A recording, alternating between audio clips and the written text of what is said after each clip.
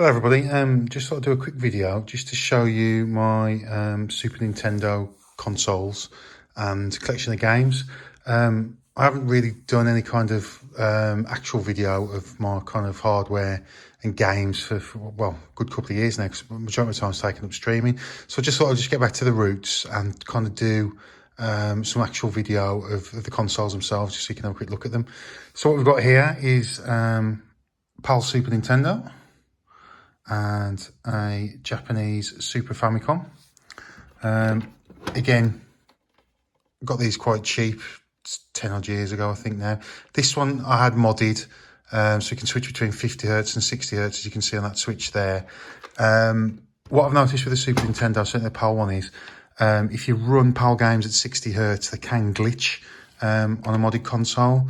I don't know how they'd run on a Japanese system with a cartridge adapter, but they do seem to glitch some of the games. Like I think it's Pilot Wings glitches a little bit really at 60 Hertz when it's the PAL version.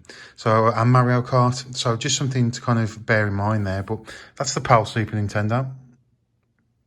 Now let's explore it. Nicely yellowed over the years. And that's the Super Famicom. So you notice the little subtle differences between the two. And, you know, just looking at the Famicom, it does remind me of back in 91 when it first came out. And, you know, you saw images of like Final Fight, Super Mario World. And anyone who owned a Mega Drive knew that the Mega Drive was kind of getting a little bit redundant when you just saw what this kind of machine was capable of. I think I got my first SNES, I think it was in 92 or 93. I'm not sure if I traded in my Mega Drive for it. I got some games with it, and yeah, I had it for a couple of years, and yeah, great system. Got the standard issue PAL control pad, which is in really good condition actually. It hasn't yellowed. Looks really good for its age, and that works on both the PAL and the Japanese SNES. So we'll get onto the games then. I've got 3 games boxed as well, so I'll show you those as well. But yeah, let's have a look at the collection. We'll just run through them. So starting off, we've got Super Tennis. Popular game back in the day. I think Mean Machines raved over it. Picked it up for a couple of quid recently. Decent game, plays okay tennis. Some nice mode 7 on the court. Good game. International Superstar Soccer. Not quite as good as the PlayStation versions as I remember, but plays a decent game of football. Picked that up for next to nothing a few years back, so nice part of my collection. Actraiser, Japanese version. Big game back in the day. I remember, I think I did have the PAL version I played back in the day, and you know, in English, which made it a lot easier to play. I can't really get back into it nowadays with it being Japanese, and it just the gameplay doesn't seem to hold up just as well.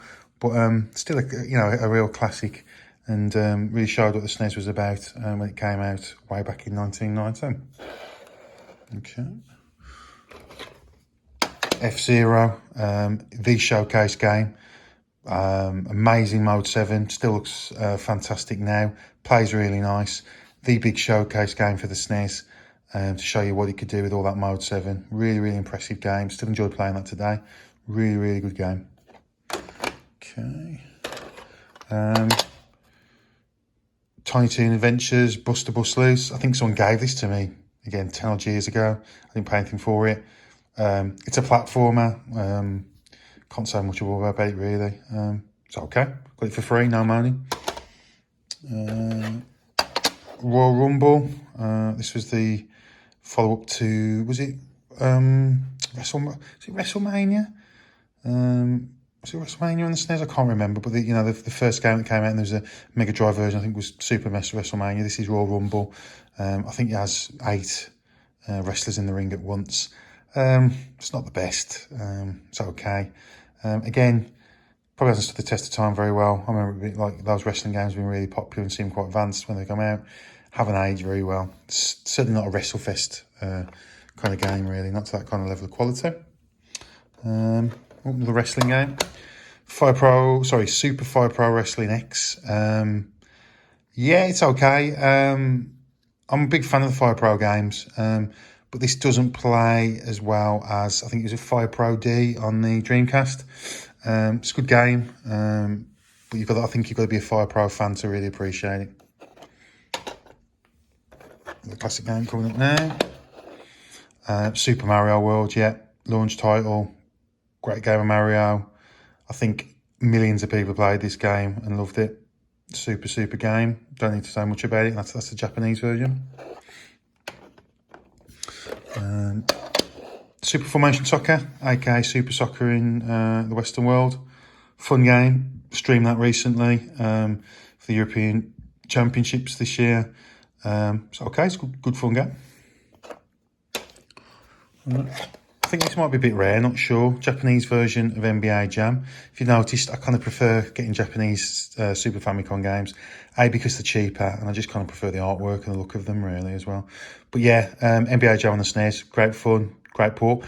Although slightly controversial, I think the Mega Drive version plays better, and I think you've got in-game music on the Mega Drive version as well, which kind of just edges it a bit better than that. I mean, I remember back in the day, the SNES version was seen as a definitive version, but I must say, I think the Mega Drive version is slightly better.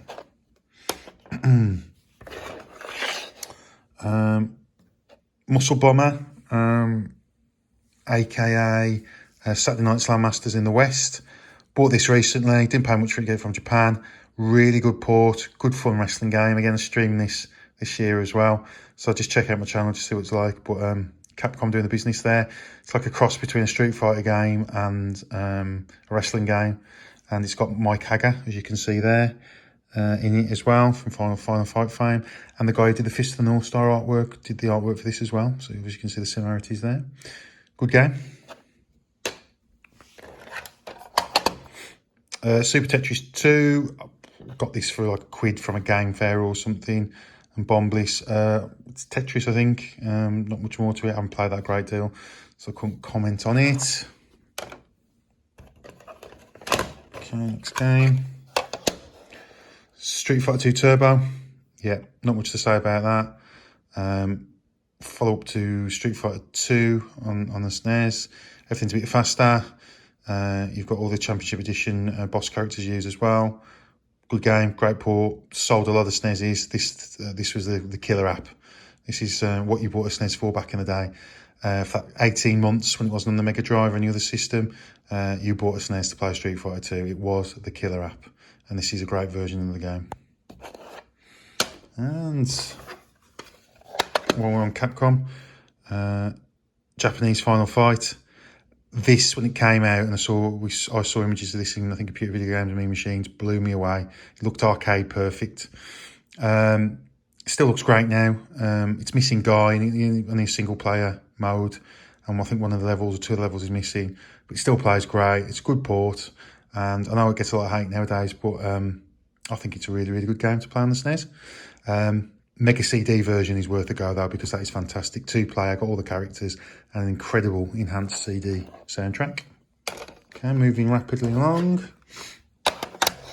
PAL version of Zelda Link to Past. Seminal game. I haven't clocked it all the way through back in the day or now. I really need to kind of set some time aside to play it all the way through, because it is a great game. Really good, really enjoyable. Okay. Street Fighter 02 or Street Fighter Alpha 2 is known in the West. Like the Impossible port, this came out in '96, right at the end of the SNES's life.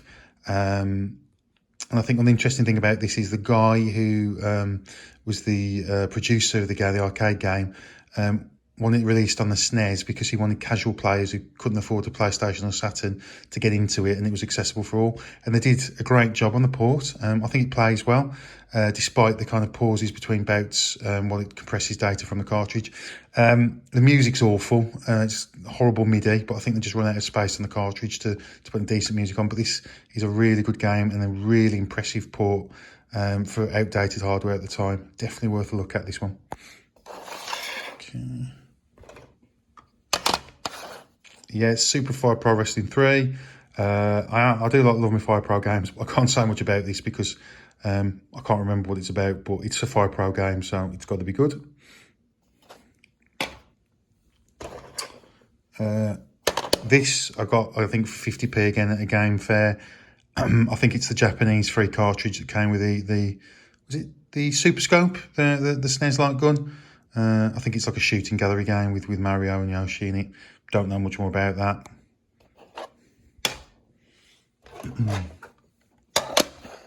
They've got Space Invaders. Yeah, it's just a port of Space Invaders. Plays a very bare bones game of Space Invaders, and that's pretty much it. Not much else to it. Again, got this really cheap at a game fair. It's okay. It's just Space Invaders, nothing more, nothing less. Sensible Soccer. Everyone loves a bit of Sensible Soccer. I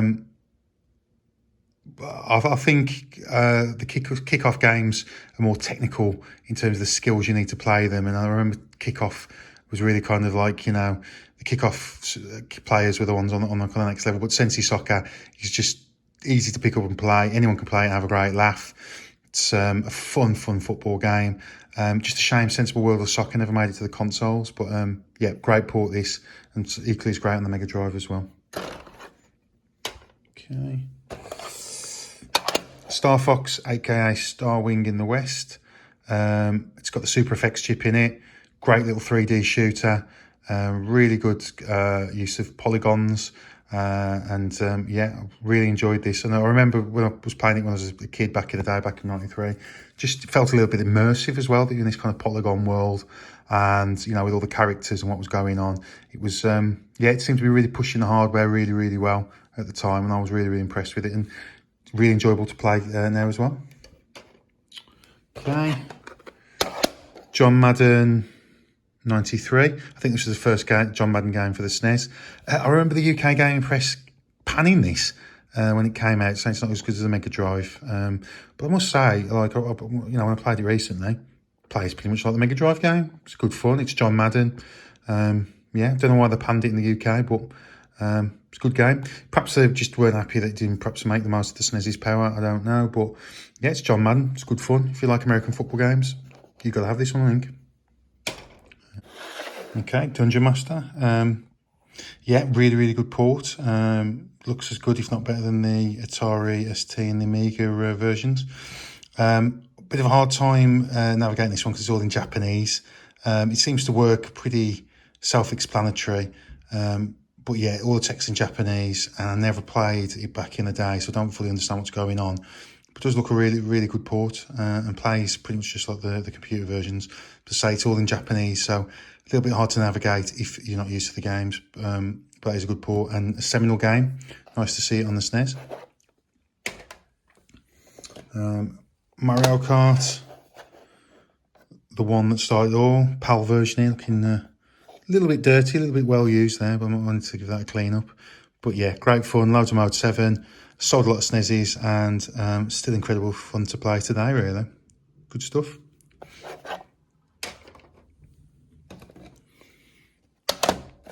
Super Street Fighter 2, good port.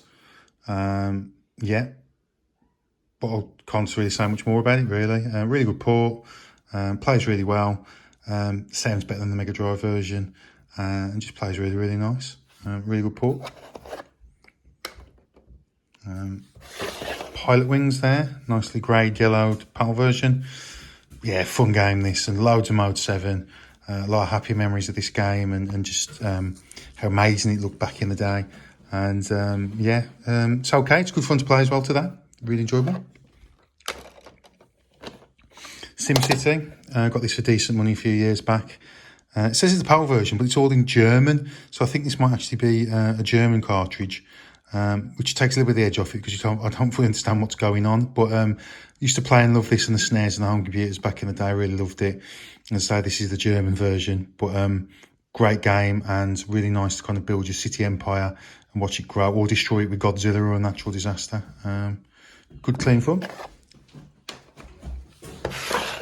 Killer Instinct, nice port here. Obviously not arcade perfect because it was getting later in the SNES's lifespan, and the arcade machine was a bit of a beast for the time, the Ultra 64 thing. But good port and nice black case in here, just to give it a kind of limited edition feel. Yeah, so as you noticed, it's mainly all unboxed games I've got, and I've got unboxed games mainly because I'm not really too fussed with consoles such as the Mega Drive and the SNES about boxes. I just want the games to play, but I have got a few box games, and I'll just run you through it. So we've got Super Mario All-Stars there, with a cardboard box, £5 off software voucher inside as well. There's the back of it. I'll just see if I can get the cartridge out. One-handed on my phone. There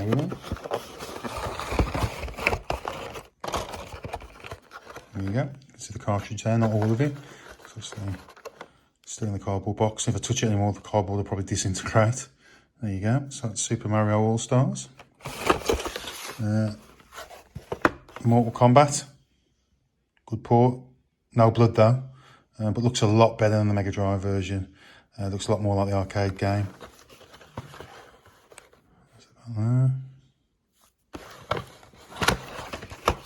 Just try and get that out. Bit of a struggle with one hand, I do apologise. Oh, got to mount in the cartridge, about to fall over. So you can just about see the edge of the cartridge there. It doesn't look like it's going to come out with one hand. I don't want to damage the box even more. And there we've got Death Braid, aka Mutant Fighter, Japanese box. Do prefer the Japanese boxes, I like the way they look. I like American video boxes. My mate Ben's a massive fan of this. He runs the channel One Credit Classics. He kind of got me into this, and yeah, the arcade version. I knew there was a SNES port, so I kind of had to have it. Got it this year, decent money from Japan in the box. I might be able to get the cartridge out. We'll see.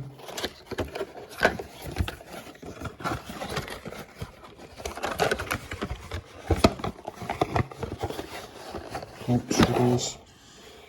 There you go. Great stuff.